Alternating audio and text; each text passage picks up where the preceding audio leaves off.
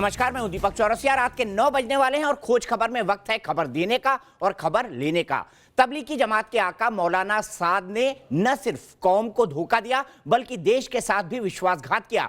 खुद जमाती ही उसकी पोल खोल रहे हैं कि कैसे साद ने कोरोना फैलाने की साजिश की एक एक ईंट जोड़ी। आज साद के गुनाहों का काला चिट्ठा खुला। दिल्ली के साकेत कोर्ट में मरकज केस में 15,450 पेजों वाली 20 चार्जशीट पेश की गई, जिसमें 82 विदेशी जमातियों पर केस नियमों के उल्लंघन, वीजा नियमों के उल्लंघन और महामारी एक्ट के तहत आरोप लगाए गए हैं। मगर चौंकाने वाली बात यह है कि आरोपियों ने पूछताछ में कबूल किया था कि मरकज में साद के हुक्म पर रुके थे। उधर दिल्ली हाईकोर्ट में पुलिस ने स्टेटस रिपोर्ट के जरिए अपना पक्ष रखा है और उस रिपोर्ट में जिक्र है कि दीन ईमान के नाम पर साद कैसे जमातियों को उकसा रहा था। ऐसे में सबसे बड़ा सवाल यही है कि आखिर साद के हमदर्द कब तक विक्टिम कार्ड खेलकर उसके गुनाहों पर पर्दा डालेंगे। सवाल यह भी है कि साद की गिरफ्तारी की उल्टी गिनती शुरू हो चुकी है। इसी मसले पर सबसे बड़ी बहस को आगे बढ़ाएं उससे पहले देखते हैं आज हाईकोर्ट और साकेत कोर्ट में क्या कुछ हुआ।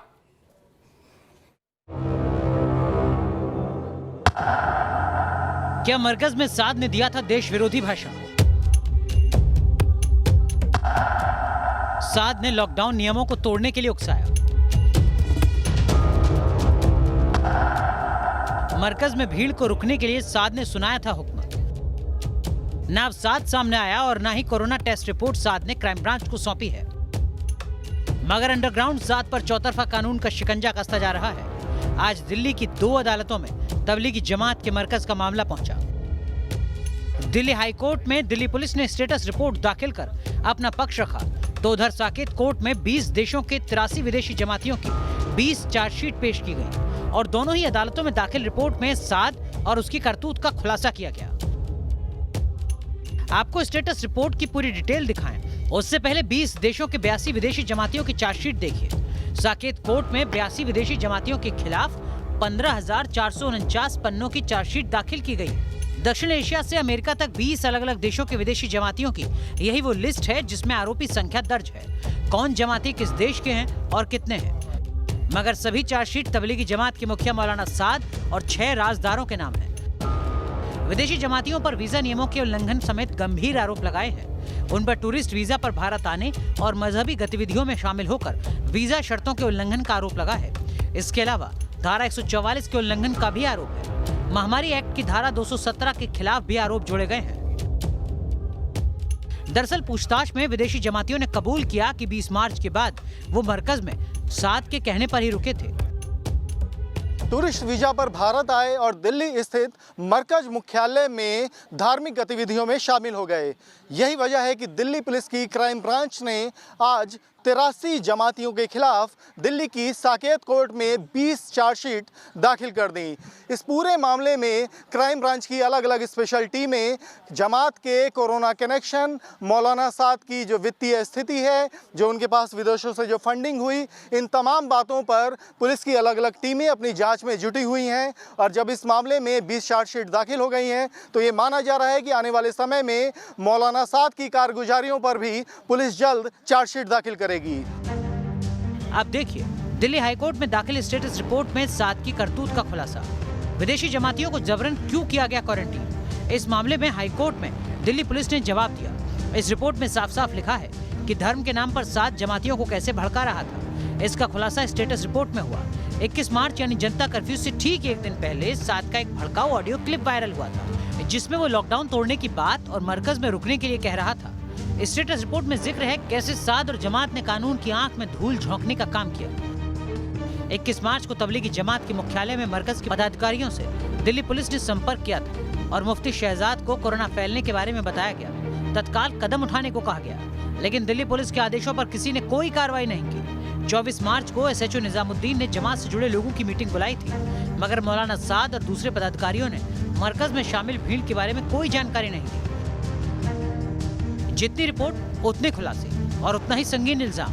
ऐसे में सवाल यही कि धर्म के नाम पर अधर्म करने वाला साद आखिर कब तक बचेगा?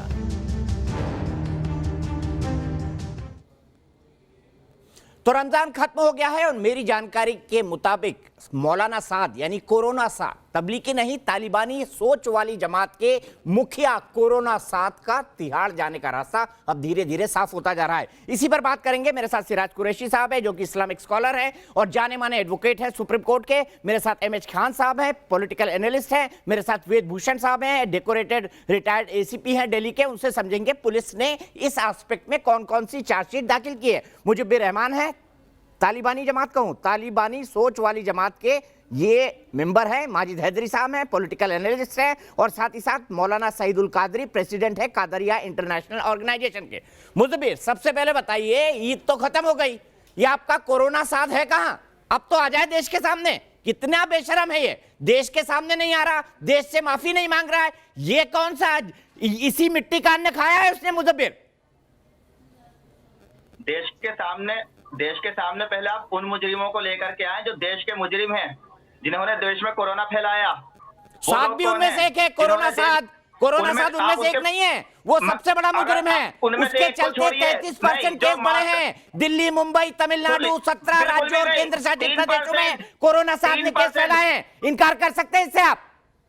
हाँ, मैं आपको अपडेट कर दूं दीपक जी, आज की तारीख में 2.5% है जमात के, वो भी सिर्फ कथा कथित। जब उसकी हम जांच करेंगे तो पता चलेगा उन 2.5% जो बताए हैं सरकार ने उसमें से कितने हैं। आज की तारीख में 1.5 लाख केस है कोरोना के, उसमें 4,000 जमात के बताए जा रहे हैं। उसको भी हम चेक करेंगे कितने हैं वास्तव में। अब आप डाटा अपना अपडेट कर लीजिए, 18 अप्रैल से बाहर निकल आइए। मुझे ये लगता था मुजब्बिर कि मौलाना साद ये अकल का दुश्मन है। उनके तो जितने वकील है वो सब अकल के दुश्मन है। सिंपल मैथ्स भी नहीं आता। 1 से 100 की गिनती बुलवानी पड़ेगी आपको इस शो में। नहीं, आप दीपक जी बिल्कुल भी नहीं समझना चाह रहे हैं। ये बात देश समझ रहा है बिल्कुल। अरे देश जो बात समझ गया है कि कोरोना फैलाकर साथ छुपा हुआ है, विश्वासघात किया है। आज सरकार ने देश के लोगों के साथ विश्वासघात किया है। अरे विश्वासघात तो अपनी कौम और अपनी इंसानियत से मौलाना साद ने किया है। नहीं, मौलाना साद ने किया है, अपनी कौम से, अपने मजहब से, इंसानियत से। देश की सरकार जिम्मेदार है, देश की सरकार जिम्मेदार है, देश के प्रधानमंत्री जिम्मेदार हैं। नमस्ते ट्रंप करते हैं, पार्लियामेंट में खड़े होकर कहते हैं कोरोना कोई संकट नहीं है। ये लोग जिम्मेदार हैं। एक झटके के अंदर लाखों करोड़ों लोगों को सड़क के ऊपर उतार देते हैं लॉकडाउन के नाम पर। ये लोग जिम्मेदार हैं, इन्होंने कोरोना फैलाया है। देश के मुजरिम ये है मास्टरमाइंड कोरोना फैलाने वाले। अच्छा, तो मौलाना साद इनोसेंट है? दीपक जी, मौलाना साद इनोसेंट है? बोले twinkle twinkle little star, corona फैलाने वाले मौलाना किधर हो आप? विक्टिम है वो लोग, बिल्कुल मुजरिम वो लोग हैं जो एयरपोर्ट पे लोगों को चेस्ट आने दिया विदेशों से, उनका कोरोना टेस्ट भी नहीं हो रहा था। आपके मौलाना के वो चेले चपाटी जो अल्बीरिया से आए, नाइजीरिया से आए, कौन सी लैंग्वेज में बात करते थे मरकज में, ये तो बताइए। वो सब विक्टिम है। जैसे आश्रमों में आ रहे थे वो भी विक्टिम है, ऐसे ये विक्टिम है, ये सब विक्टिम है। भारत जब लोग विदेशों से आते हैं, चलो विक्टिम बता लो, पर रुकोगे तिहाड़ में जाके? मुजब्बिर रुकना तिहाड़ की सेल में ही है। भारत सरकार विदेशियों को बुलाती है कि आइए भारत में विजिट करिए, भारत में आइए विजिट करिए, पैसे इन्वेस्ट होंगे, टूरिज्म होता है, बिजनेस होता है। तो ये साथ में क्यों बुलवाया था? विदेशी क्यों आते हैं? ये साथ में क्यों बुलवाया था? चाइना से, अमेरिका से, लंदन से क्यों बुलवाया था? जवाब दीजिए इसका। आज तो विदेशी जमातियों पर ही चार्जशीट हुई है, जवाब दीजिए क्यों बुलवाया था? भारत सरकार ने वीजा दे के बुलाया था। चोरी का वीजा लाए थे, टूरिस्ट वीजा, टूरिस्ट वीजा। अब जेल में जाना पड़ेगा, जेल का पानी पीना पड़ेगा, जेल की रोटी खानी पड़ेगी। टूरिस्ट वीजा से कोरोना नहीं फैलता है क्या? जिन्होंने टूरिस्ट वीजा दी उससे कोरोना नहीं फैलेगा क्या दीपक जी? ये आज देश का बच्चा जान रहा है, लेकिन आप नहीं जानना चाहते हैं। शिराज, देश का बच्चा, आपकी बुद्धि में भी ये बात होगी, बाद में कैमरा ऑफ होने के बाद हंसते होंगे कि आज हमने देश को कितना मूर्ख बनाया। शिराज भाई, मैं तो सोचता था मौलाना साद अकल के दुश्मन है, उनके तो चेले चपाटी वो अकल के उनसे बड़े दुश्मन है। अकल से कोई लेना देना नहीं इनका। शिराज भाई क्या कहेंगे आप? देखिए, मैं आज जो चार्जशीट दाखिल हो गई है उसके बाद ये क्लियर हो गया है, कानूनी रूप से हम बात कर रहे हैं कि क्लियर हो गया है कि मौलाना साद साहब को और उनके जो भी एक्यूज्ड है, को एक्यूज्ड है, उनको पुलिस के सामने आना चाहिए, इन्वेस्टिगेटिंग एजेंसीज के सामने आना चाहिए। और वो नहीं आ रहे हैं, ये सीधा सीधा दर्शा रहा है कि आपने जो वो बयान जारी किया था कि मस्जिद में रुकिए, और मस्जिद में रुकिए ही नहीं, आपके खिलाफ साजिश रची जा रही है। मतलब केंद्र सरकार को उनने दोषी बनाया था, और उसका वीडियो जो ऑडियो क्लिप है उसको जो मैंने सुना है उसमें सीधा सीधा उन्होंने ये बोला था कि आपके खिलाफ केंद्र सरकार साजिश कर रही है, बल्कि मुसलमानों के खिलाफ साजिश कर रही है। इस तरह का जो बयान था वो बिल्कुल ही गलत था, और उसकी वजह से केवल, मैं दीपक जी ये यहाँ की बात नहीं कर रहा कि केवल मरकज में हुआ है, इसकी वजह से पूरे हिंदुस्तान के मुसलमानों पर फर्क पड़ा है। और मुसलमानों ने उस बयान को बड़ा संजीदगी से लिया, क्योंकि साथ साहब को लोग इज्जत करते हैं, परंतु मेरे हिसाब से वो बहुत ही गैर जिम्मेदाराना बयान था और उसकी वजह से आज देश में इतना बड़ा संकट आया है। और एक चीज और आई है, वो आई है कि हम सब मुसलमानों की नाक भी कटी है उनकी इस हरकत से। और मैं चाहता हूं कि उनको देश के सामने आना चाहिए, कोर्ट के सामने जाना चाहिए। मुजफ्फर साहब उनके वकील साहब हैं, माशाल्लाह अच्छे काबिल वकील साहब हैं, तो उनको सलाह देनी चाहिए कि अभी आप जाके इन्वेस्टिगेटिंग एजेंसीज के सामने जाइए और कोर्ट के सामने जाइए सबसे पहले। अब तो चार्जशीट फाइल हो गई है।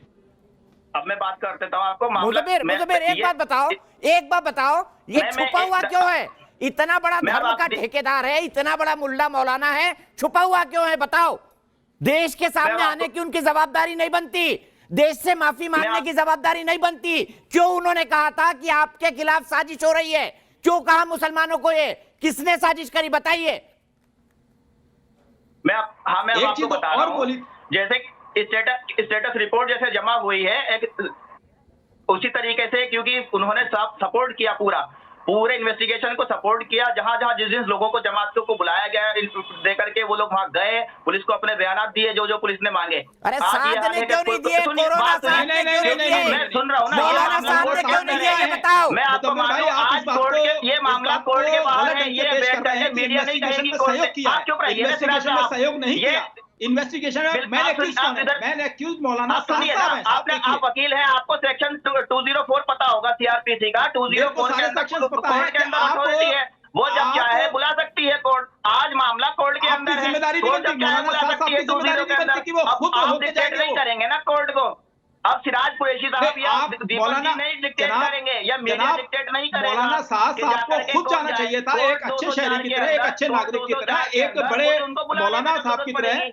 और उनने जो नजीर पेश किया उससे सारे मुसलमानों की नाक कट गई है। बिल्कुल नाक कटी है। और मैं यही सवाल लेके मौलाना कादरी के पास चलता हूं, मुझे फिर आपके पास जवाब नहीं है। आप पता नहीं कौन सा डिफेंस लाके देते हैं, पता नहीं कौन सा मैथ्स कैलकुलेट करते हैं, 2%, 3%। कादरी साहब बताइए, मौलाना साहब की हरकतों के चलते देश के मुसलमानों की नाक कटी है कि नहीं कटी? बताइए मौलाना कादरी।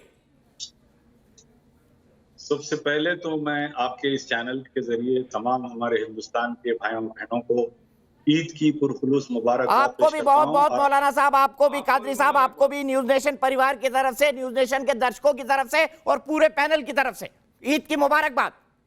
बहुत बहुत शुक्रिया, बहुत बहुत शुक्रिया। रही बात जो है मौलाना साद की, मेरा आपसे इससे पहले काफी डिबेट्स में हिस्सा रहा और मैंने बार बार कहा कि मौलाना साद को आप लाना चाहते हैं तो आप समन दिखाइए। तो आपने फौरन कहा था कि मैं अपने प्रोड्यूसर से कहूंगा कि समन लाकर दिखाएं। अल्हम्दुलिल्लाह ये तीसरी मर्तबा मेरा फिर से मुतालिबा है कि मौलाना साद के लिए अब तो चार्जशीट हो गई भाई, अब सम्मान कहाँ रह गए मौलाना कादरी? अब तो चार्जशीट हो गई, उनके चेले चपाटों की जेल जाने की तैयारी हो गई, जितने विदेशी जमाती है 916, 917। लेकिन अभी चार्जशीट हुई है तो ये कोर्ट में जाएगा और कोर्ट की तरफ से जब समन आएगा तो यकीनन मौलाना साद वहां पर जाएंगे और कानूनी तौर पर अपनी जो है बात कहेंगे और कानून काम करेगा। जज आप मत बनिए, ना मीडिया बने, ना मैं बनूं, कोई जज ना बने, ना वकील बने। कानून अपना काम करेगा, वो अपनी बात को अदालत के सामने पेश करेंगे। जो भी कानूनी मामला रहेगा वो कोर्ट में इंशाअल्लाह तय पाएगा। और रही बात जो है मुसलमानों की नाक कटने की बात, अल्हम्दुलिल्लाह हम हमारी नाक ना इस तरह से कटी है, ना कटेगी इंशाअल्लाह ताला। हम तो ये कहते हैं कि सर पे रहमत का ताज रखते हैं, हर मरज का इलाज रखते हैं। हमें क्या खौफ हो यजीदों का, हम हुसैनी मिजाज रखते हैं। खान साहब, नाक कटी कि नहीं कटी बता दीजिए मौलाना कादरी को। हर हिंदुस्तानी, हर उस शहरी की नाक कटी है, चाहे हिंदू हो, मुसलमान हो, सिख हो, ईसाई हो। एक आदमी अपने आप को धर्म का इतना बड़ा ठेकेदार बताता है लेकिन कानून से भागता रहता है। खान साहब बताइए, मौलाना साद की हरकतों के चलते जमात की नाक कटी है कि नहीं कटी है? देश के आम मुसलमानों की नाक कटी है कि नहीं कटी है? दीपक जी, नहीं दीपक जी, मैं सबसे पहले तो आपसे यही कहूंगा कि उनको मौलाना मत कहिए। मैं बार बार कहता हूं मौलाना नहीं है वो, मौलाना नहीं हो सकता। सही शब्द बोला, जो आदमी विदेशों से आपने जी बिल्कुल शैतान साद है। और देखिए जो शैतान साद होता है, जो शैतान होता है वो शिक्षा सही देता है, दीन की देता है, इस्लाम की देता है। देखिए अगर वो विदेश से जो भी तबलीगी शैतानी जमात के लोग आए थे वो ये नहीं कह के आए थे कि हम इस्लामिक शिक्षा देंगे, वो टूरिस्ट वीजा पाए थे। अब जब टूरिस्ट वीजा पा रहे हैं और झूठ बोल के इलाहाबाद पहुंच जा रहे हैं, झूठ बोल के कलकत्ता पहुंच जा रहे हैं, तो ये कौन सा मुसलमान है भाई? तो मुसलमान का डिफिनेशन क्या है भाई? मुसलमान का डिफिनेशन तो ईमान वाला वो होता है जो सच्चा हो, सही बोलता हो, ईमान की बात करता हो और हुजूर सल्लल्लाहु अलैहि वसल्लम को मानता हो, पंजतन को मानता हो, गौस पाक को मानता हो। ये किसी को नहीं मानते। ये अपनी किताब, फिर मैं कह रहा हूँ, ये अपनी किताब चलाते हैं, ये अपनी किताब को ही मानते हैं। और आपके चैनल पे इन्होंने कह दिया ये आज के ज़माने के ये वली हैं। अब बताइए वली कहाँ से हो गए? सारी बातें आ गई। अब चार्जशीट दाखिल इन्हीं के ऊपर हो रही है। सारे मुसलमानों का इसमें कोई लेना देना नहीं है। 1% से आधे % मुसलमान कादरी साहब की बात से इत्तेफाक नहीं रखता हूँ कि मौलाना साहब की या वकील साहब की बात से इत्तेफाक नहीं रखता हूँ कि बड़ी इज्जत करते हैं, बड़ी नफरत करते हैं लोग इनसे, क्योंकि इस्लाम का जो तरीका है, इस्लाम का जो वसूल है, उसके खिलाफ ये काम करते हैं। अब मैं बता दूं क्या करते हैं, कौन सा धार्मिक काम करते हैं। ये सुबह की नमाज पढ़ते हैं और सो जाते हैं नाश्ता कर करके, 12 बजे उठते हैं, खाना खाते हैं, जोहर की नमाज पढ़ते हैं, सो जाते हैं मस्जिद में फिर 5 बजे निकलते हैं टहलने के लिए और आते हैं, कहते हैं वो 3 किताबें जो हमने बनाई है ना, उस पर बात सुनना है तो आपको अल्लाह के रसूल की बात नहीं सुनाएंगे ये। और फिर रात में ये सो जाते हैं। मस्जिद में सोना, ये कादरी साहब बैठे हैं, पूछिए मस्जिद में आम आदमी का सोना जायज है क्या? बिल्कुल नाजायज है, जायज नहीं है। ये कौन सा दीन फैला रहे हैं और कौन से दीन के मानने वाले हैं? मौलाना मत कहिए इनको। मौलाना तो वो होता है तो दीन की अच्छी बातों को बताता है, दीन के इस्लाम की बातों बताता है, वलियों इकराम के जो बातें हैं वो दीन में फैलाता है। हिंदू मुसलमान सिख ईसाई, आप जिस मजहब में पैदा हुए हैं, आप हिंदुस्तान में हैं और हिंदुस्तान में आप कौन सी मजहब फैलाना चाहते हैं भाई? क्या फैलाना चाहते हैं? गरीब नवाज ने कौन सा मजहब फैलाया? भाईचारा का, भाषण सुनने के लिए बुलाया है। कौन सा मजहब फैलाया? बताइए। आप भाषण नहीं, ये बता रहे हैं हकीकत आपको। अच्छा बताइए, आप बताइए एक मुसलमान की क्या जरूरत है? तालिबानी सोच वाले जो मौलाना साहब हैं, ये मस्जिद में लोगों को रुकवा के सुलाते क्यों हैं? मस्जिद में सोना ये तो एक तरह से पाप हो गया, अपराध हो गया। क्यों माजिद हैदरी साहब बताइए। देखें दीपक साहब, यहाँ तो सरकार सोई हुई है। खैर उस बात पे बात करने से पहले मैं आपको एक बात बता दूं, ये जो तबलीगी मासूम है ना, ये तबलीगी मासूमों की मैं एक बात आपको बताऊं। आप लोग बार बार कह रहे हैं कि वीजा लेके आए थे, टूरिस्ट वीजा लेके आए थे। आज चार्जशीट दायर हो गई। अपराधी है, मासूम नहीं है। मासूम मत बोलिए, मासूमियत में मत छिपाइए। अपराधी है माजिद हैदरी, अपराधी। आपको सुनाऊंगा, देश के अपराधी है, इंसानियत के अपराधी है, मानवता के अपराधी है।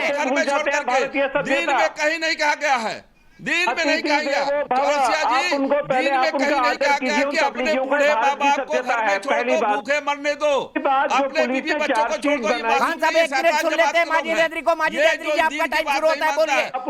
ये मासूम नहीं है, ये अपराधी है, आदतन अपराधी, शातिर अपराधी।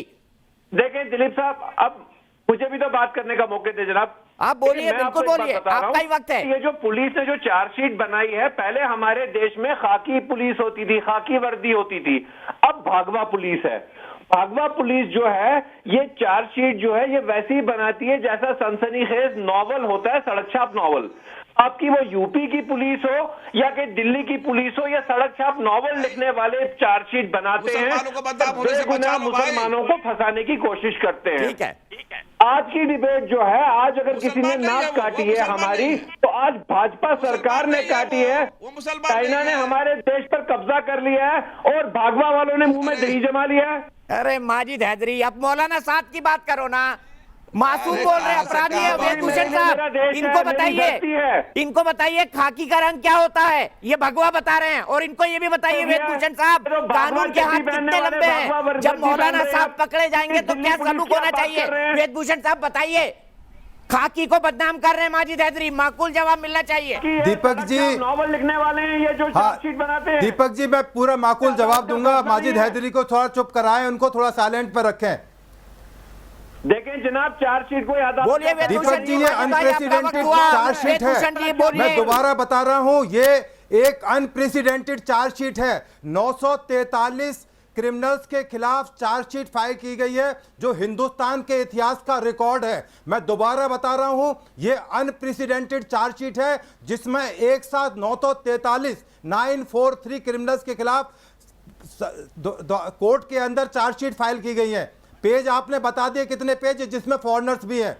मैं आपको फिर बता रहा हूं, ये आप दीपक चौरसिया, आप जैसे पत्रकार की वजह से आज ये चार्जशीट यहां तक पहुंची है। माजिद हैदरी जी, प्लीज माजिद हैदरी को ऑडियो डाउन पे ऑडियो जाएगा। इसी मौलाना साहब के खिलाफ 2008 में, इसी मौलाना दीपक जी, इसी मौलाना साहब के खिलाफ 2008 में निजामुद्दीन थाने में FIR लिखी गई थी। इसने ये जो मरकज बनाई है, ये आर्कियोलॉजिकल सर्वे ऑफ इंडिया की कंप्लेंट के ऊपर इनके खिलाफ ऑलरेडी FIR है। उसको इन्होंने कैसे मैनेज किया, ये आप जैसे पत्रकार की वजह से आज चार्जशीट पहुंची है। और अब जरूरत है कि ये जो फॉरेनर्स हैं, जिन्होंने इस देश को गुमराह किया है, संविधान, ये एक पुलिस की बात करते हैं, ये जो माजिद हैदरी है ना ये कानून को मानते ना ये संविधान को मानते। अभी जो इनके खिलाफ चार्जशीट पेश हुई है, इसमें मौलाना साद एक्यूज्ड हैं, मेन एक्यूज्ड हैं मौलाना साद। उनको अब कब तक छिपाएंगे, कब तक उनको आना ही पड़ेगा इस देश के सामने, और इस संविधान को, पुलिस की जो बात लिखी गई है उनको मानना ही पड़ेगा और इसका ट्रायल होगा। इसके अलावा ये भी आपको मैं कहना चाहता हूं कि जितने भी फॉरेनर्स हैं इनको ब्लैक लिस्टेड किया जाए, ये दोबारा हिंदुस्तान ना आ पाए, क्योंकि इन्होंने जो वीजा के नियमों का उल्लंघन किया है ये डिजर्व करते हैं। कभी ये हिंदुस्तान ना आ पाए, इस हिंदुस्तान की जमीन पर माजिद हैदरी क्या जवाब है? अभी भी भगवा दिखाई दे रही है आपको, खाकी कलर ब्लाइंडनेस हो गई है आपको, है ना, भागवा वर्दी बन गई है, खाकी वर्दी। ये संविधान को मानने वाले आदमी नहीं है, ये कानून को मानने वाले आदमी नहीं है। ये मामला हाई कोर्ट में विचाराधीन है। ये कोर्ट माजिद हैदरी, शिराज भाई कुछ कहना चाहते हैं? ब्रेक के लिए रुक रहा हूं, जवाब तैयार रखिएगा। मुजब्बिर रहमान, जवाब तैयार रखिएगा कि शैतान साथ गायब कहां है, जवाब तैयार रखिएगा। ब्रेक के बाद आता हूं।